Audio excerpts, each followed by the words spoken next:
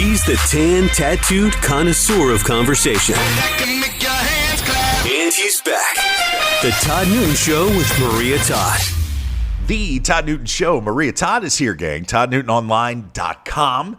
One of my favorite episodes of The Tattooed Traveler that we've done this year has been our visit to the Smithsonian when we were in Washington, D.C., and I got to see the Muppets. You know, you get to see Kermit the Frog, and I got to see, what else was it? The original Batmobile, of course, is there. They had, you know what they had? They had a whole section on DJs, you know, like, not what you and I do, but like the wicka wicka whack, you know, DJ. Yeah. And in the Smithsonian, there was a pair of headphones, the Koss Pro 4 AA's, which I used up until about 2 years ago, and I stopped because they're in the Smithsonian. I was like, whoa, I gotta get going here. But the Smithsonian in D.C. is the world's largest museum, 21 museums in total. It includes the National Zoo there, which is a free zoo in D.C. It was great. It's been around since 1846.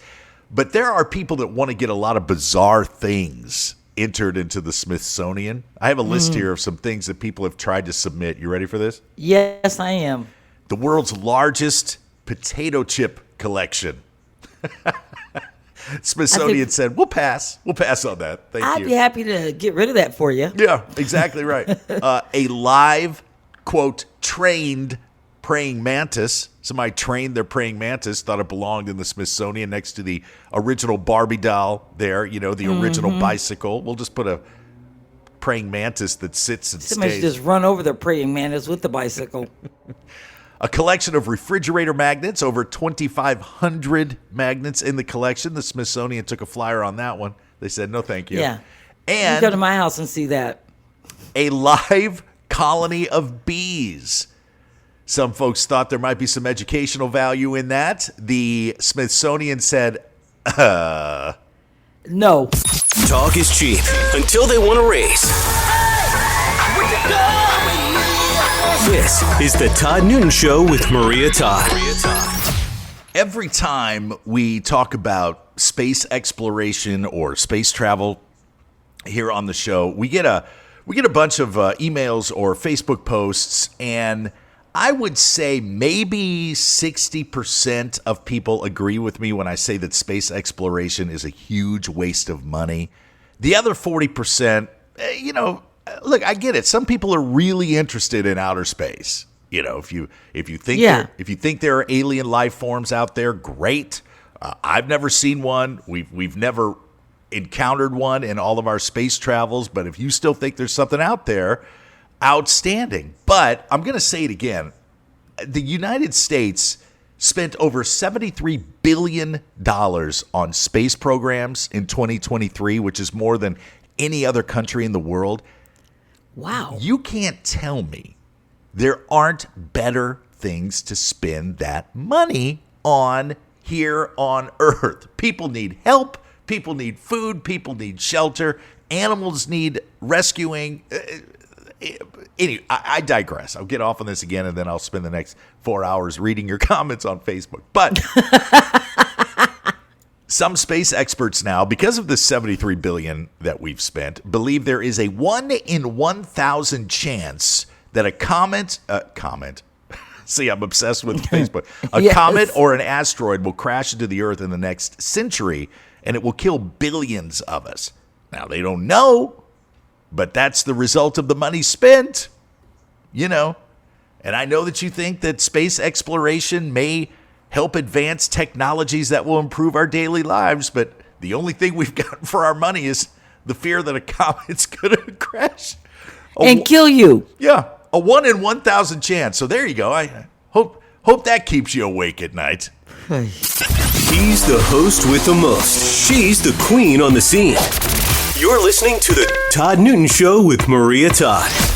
We're so glad you're with us. Todd Newton Show with Maria Todd. Thank you for the emails. Thank you for hooking up with us over on Facebook. Everything is at ToddNewtonOnline.com. Maria, have you ever had a relative that, and I know it's commonplace in certain cultures around the world, but someone that requests that you remove your shoes before you enter the house? No, because we're all a bunch of slobs, but I can understand why. It would make me so uncomfortable if I went to someone's home and they asked to take shoes off. I saw that on an episode of Curb Your Enthusiasm once, and Larry David It was on an episode of Sex and the City, too. Yeah. And then everybody just leaves their shoes in a pile by the front door, and you're walking around in your socks, if you even wore socks. I mean, God forbid I wore my Crocs that day. I'd really be screwed. Oh, some people have the little spa slippers for you to wear instead, which I'm just like, oh, please, really? Oh, man. The University of Arizona, though, has kind of squashed that reasoning because they looked at how many different kinds of bacteria linger on the bottom of shoes. And of course, you can track stuff in on the bottom of your shoes. You're walking on the street, the sidewalk, Right. And there's going to be stuff there, but there are also bacteria on your hands and every article of clothing that you have. And in the hierarchy of, I guess we could call it potential health hazards at home when it comes to bacteria, the stuff on your shoes ranks comparatively low. There's not a whole lot to worry about on the bottom of your shoes. But you gotta watch out, the toilet handle, the refrigerator handle. That's where that kitchen sponge. So unless the house you're going to a dinner party at is completely covered in plastic, I wouldn't get too upset about what's on the bottom of your shoes, Thank you for being a part of the family. Now, let's get back to the talk. This is the Todd Newton Show with Maria Todd. Todd Newton Show. There's Maria Todd. What do you say, gang? ToddNewtonOnline.com. I often ask Maria, what is it like? What is it like to walk through this world? No matter what room you enter, no matter what environment you're in, to just be the always the sexiest, most attractive person in town, and she's very humble about it. Very humble. No, I'm always asking, I don't know. Ask that lady behind me.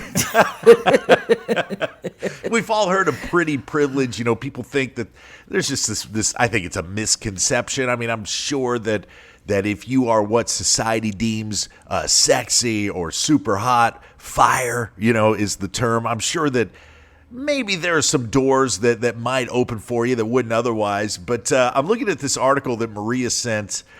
This woman on TikTok, Sarah is her name. Sarah's.talk is her TikTok handle. She says there's a thing called ugly privilege.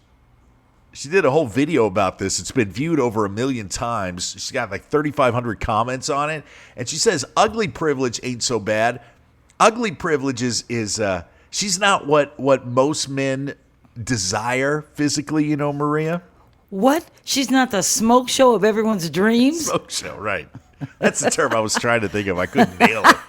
I love it. But she says because she's not a smoke show, she gets to do things that hot women, conventionally considered hot women, don't get to do. She gets to travel alone. People leave her alone. She's not always getting bombarded with guys trying to get her number, She can go and sit at the bar and be by herself at the bar. She's not bombarded with like nobody would try to sneak up and buy her a drink or DMs. Yes, so her life is much more relaxing because of ugly privilege.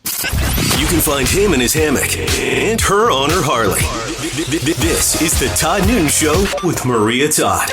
I love this so much. The Todd Newton Show, Maria Todd, ToddNewtonOnline.com. We talk quite a bit about weddings. We were doing the whole thing on destination weddings the other day about how much it costs to go to a destination. You sound like two old curmudgeons. I mean, destination weddings. It's really gutsy for you to ask someone to travel to some exotic locale just to watch you get married. Just because of the cost. Most people can afford one vacation a year. And to blow that budget on your wedding is it's pretty. You got some cojones there if you're going to ask people to do that. And even going to a wedding locally is a pain in the butt. Nobody likes it. Nobody will tell you that. But I would have liked to have gone to this wedding over in Poland. At the reception, the groom apparently had a little too much to drink. And he started groping the waitress at the wedding reception. Yeah. No. He's he's flirting with Sir, her. Sir, you have a wife now. Yeah, and she's sitting directly to your left, sir. Yeah. But he was really flirting with this waitress. He even tried to buy her shots and was trying to pour the tequila down her throat. You know how they do in the biker bars? You see all that? Or you're over in like Cancun on spring break. Exactly, where they blow the whistle and everything, and they got the barber chair and blah, blah, blah. Well, the waitress at the wedding reception texted her boyfriend. The boyfriend comes to the reception and starts beating the daylights out of the groom on his wedding night. Yikes! Wow! Ooh! And the wife's parents are just sitting there going, we told you about this guy. We warned you. Want more Todd and Maria? Connect with the show. Turn it up. By visiting ToddNewtonOnline.com.